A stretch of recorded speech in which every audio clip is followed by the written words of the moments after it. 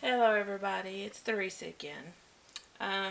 Last night I made my first gradient soap. I did a little bit of something different. I decided to leave the sodium lactate and salt, well, let me clarify. I decided to leave the sodium lactate out of my recipe on purpose because I wanted to see what my soaps would be like with the oven processing without the sodium lactate. However, I intended to leave the salt in my recipe. I add a little bit of salt to my lye water in order to help harden the bar, but I completely forgot to add it. So, I think it does okay oven processing without the sodium lactate and salt, but let me pick it up here. You can see that hopefully you can see, the bottom paid the price. It really did stick. So, that's no good. And that's obviously not what we want.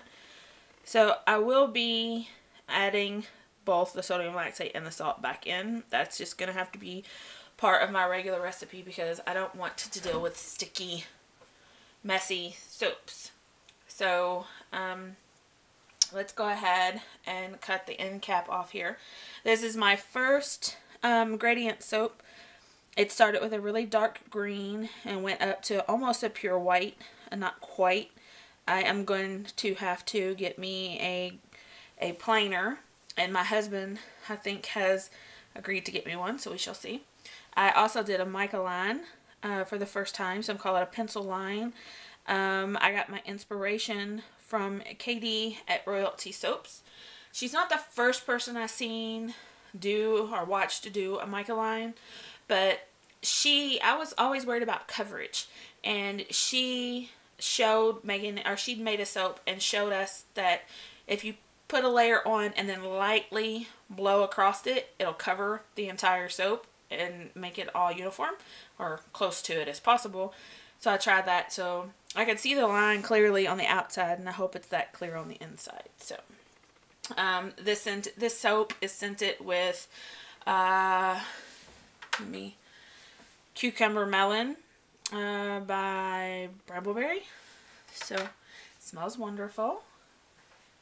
Let's give it a trim here. Let's see if we can't get it to cut. Let's see what it looks like on the inside. Oops. Oh my gosh, despite the fact that the bottom is coming off. I'm just going to go ahead and lay that end cut over there because it's a mess. But look. Oh. It is utterly stunning in my opinion. I love it.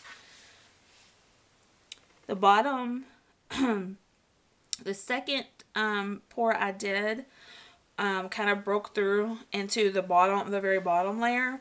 So it's not as defined. It is there. But the rest of them did really well. Oh, I'm so pleased. I hate that the sides are messed up, but I will be able to fix those. Just a little, it won't take much. It's just some trimming. I should be able to fix it at least somewhat. And, you know, it's all a learning process, so I just learned that I can't leave. I'm going to make sure you can see there. Can you see? I hope it's not, it doesn't translate really well. And I hear you can see a little better that there are some dips in the soap. They're not all as perfect. Let me see if I can adjust this light a little bit. It looks a little too bright on camera. There we go. I hope you can see it. But you can see that there are some dips in there. And there looks like some titanium dioxide crackling, glycerin rivers. But that's okay. I'm still very pleased with this soap. I'm very happy. I like the Mica line too. Thank you, Katie, for the awesome tip.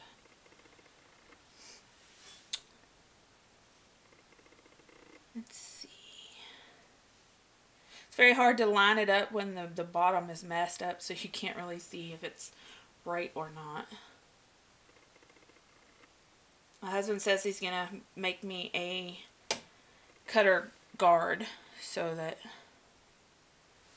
Oh, look how pretty. I will attach photos if I haven't said it before. I'll attach some photos so that you can see what the soap actually looks like. For some reason, it doesn't really turn out all that well on camera. This one, if you can see it, you can see really well where the first layer wasn't quite thick enough, so the bottom layer really broke, or the second layer really broke through. But at least you can see all the different layers. There's actually, let me see if I can count them for you off camera. 1, 2, 3, 4, 5, 6, 7, 8, 9 different layers of shades of green in this soap. Just in case you were watching this video and you didn't watch the making video, which is also on YouTube, what I did was I made the bottom layer out of the solid green, and then I made the majority of my batch white, and I gradually added the white to the dark green, and I did it 1/2 cup of soap at a time, so that way I would add a 1/2 cup of what was in my small pot, and then I would pour that in. Look how square that one got. But I would mix up. I started with a full cup of green. I emptied 1/2 cup of that down here, and then I added 1/2 cup of white to it. I've got some soap on my finger there, and that made the next lighter shade. Then I poured out 1/2 cup of that, and then I added another 1/2 cup of white and spooned that in and made this next layer. And then I added a 1/2 cup to the remaining part all the way until I reached the one that is almost pure white.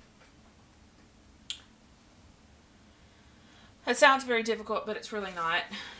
Basically, every time you add your soap to your pot or to your mold, you need to have the exact same amount you started with. So if you start out with 2 cups and you pour in a cup, then you would need to refill your pot with another cup of white, and that would give you your next gradient or next shade of gray. However, I mean not gray, green. Sorry. The Mica line does show up really well, and I don't know if you can really see that on camera, but it does show up really well. I'm really astounded that second layer ended up like square. It's strange to me, but it worked out pretty well. I have some glycerin rivers, which I'm not pleased about, and I have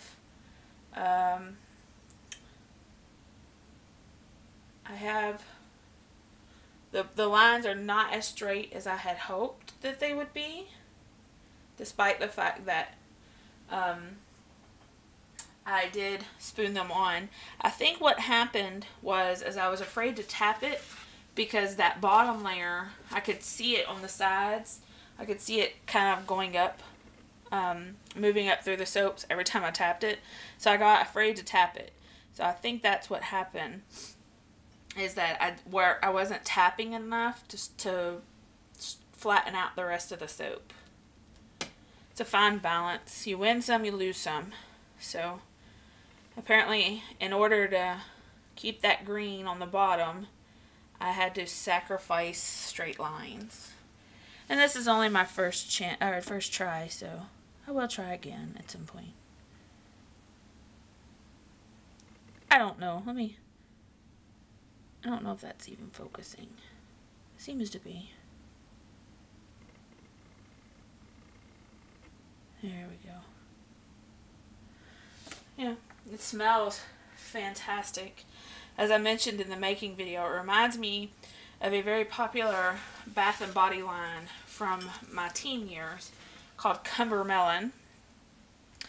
It was something that one of my cousins wore quite often and are used quite often, and smelling it reminds me of her and those years that were so fantastic. This one's a little wonky. I'll have to fix it. It seems like the line had gotten off. I think everything went well except for that second one, and that's because I was trying to pour it over a spatula instead of spooning it.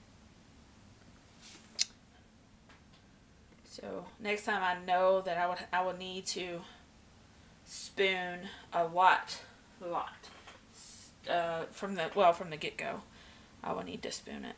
And here you can see the crumbliness of the bottom there. But if I had a planer beveler, I could fix it. So, but none of them were really that bad. So it is what it is. I'm pretty thrilled about it. I want to take a second and thank everyone who has reached out to me with thoughts and prayers and comments about my father's health. He is sick, and it is quite serious, but at the moment he's stable, so we're thankful for that. I really do appreciate your thoughts and prayers. I wanted to give you a look at this soap. I made it the other day. It's my chai tea soap. I don't know if you can tell through the camera, but it has not darkened. It is this lighter color down here, the cream. It really hasn't darkened all that much. It is probably maybe a shade or two darker, but it's not as dark as I had expected.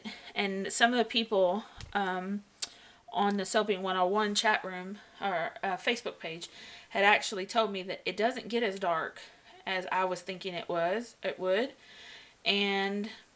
But they did say it gets darker than this. So I'm hoping it continues to darken, because I was kind of banking on that to show off my swirl, but it hasn't done that yet. So here we go. This is my Cucumber Melon green gradient soap. It is scented with, well, it's cucumber. It's cucumber, and I keep calling it Cucumber Melon. It's cucumber and melon, and it is scented with cucumber and melon fragrance from Brambleberry. It soaps beautifully.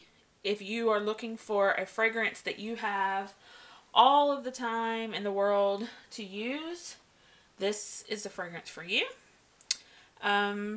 It smells fantastic. It's a very, very strong scent. So, yeah.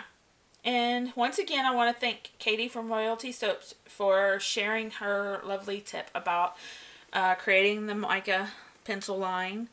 It worked fantastic. And if you're wondering why it's orange, really quick, if you're wondering why I chose orange, because when I think of melon, I think of a few different things. Watermelon, honeydew melon, and a cantaloupe. A cantaloupe is called something else in a lot of other places, but here it's called cantaloupe, and it's very vivid orange, and so that's the melon I chose. So anyway, thank you for watching. Happy soaping. Bye bye.